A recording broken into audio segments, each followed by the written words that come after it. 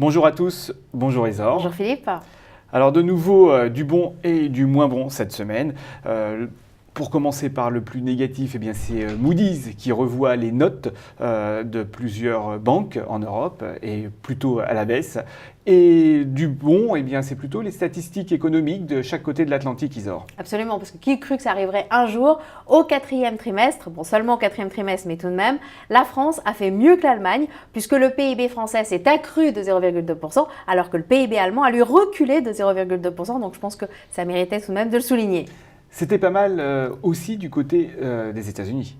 Tout à fait, puisqu'on a eu un certain nombre de statistiques bien meilleures que prévues, notamment dans le domaine de l'activité manufacturière.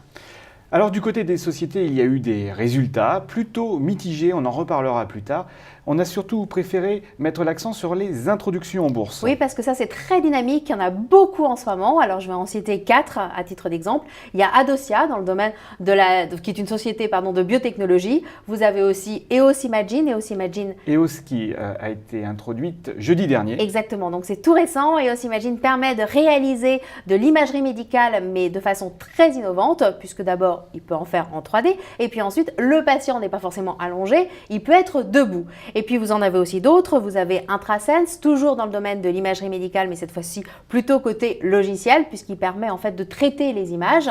Et puis vous avez aussi Inside Secure. Inside Secure, c'est le spécialiste de la technologie sans contact. Alors à quoi ça s'applique? Ça s'applique à la billetterie, ça s'applique aux services de paiement mobile ou bien alors aux commandes d'accès. Alors ça, c'est toutes les introductions qui ont été faites ou qui sont en train de se faire la semaine prochaine pour la plupart.